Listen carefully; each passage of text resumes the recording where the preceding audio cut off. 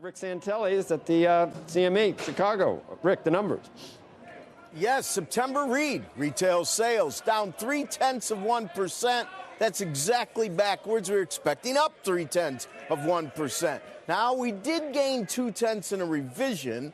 Originally released at 0.4, headline last month now stands at up 0.6. If you strip out autos, the number rises to only minus 0.1. We're also expecting up 0.2 there. And if you strip out autos and gas, you reach unchanged. Now, all of these had positive revisions. I told you 0.2 on headline. We also gained 0.2 ex auto, which now stands up 0.2 last month. And we gained 0.3 ex autos and gas, now at up 0.4 for last month. But as I said, neutral read.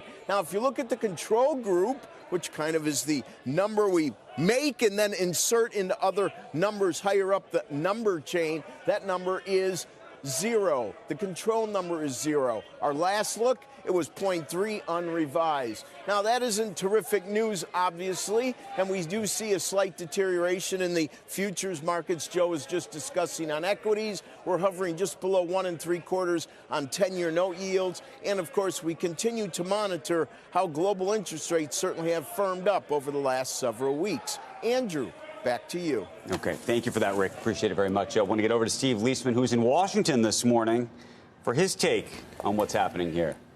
Good morning, Andrew. There were concerns about a weaker number, and I'm going to explain why.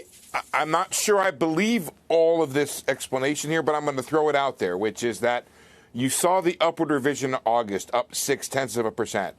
There was some thinking out there, and Ian Shepardson from Pantheon is among those who really championed this idea, that the August retail number was boosted by the tariffs.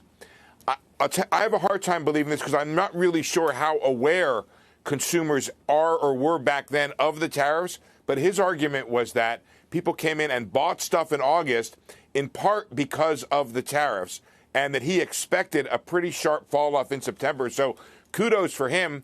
Whether he got there for the right reason or not, it's worth pointing out. It's also worth discussing the issue of it has been the consumer that has been the high point or the highlight of this economy. If this were to continue, it would cause reasons for worry. As I look down the list here, everything is negative.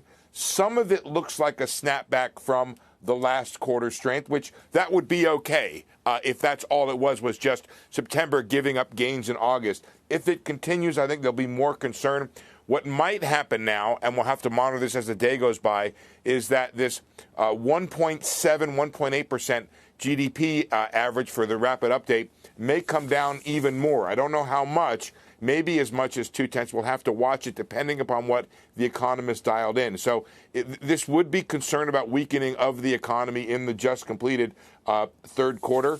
And it may be that you get more depending upon what happens with tariffs and people's attitudes and knowledge of tariffs. And this would be the first time that we've actually seen definitive effects of tariffs from the consumer side, Andrew.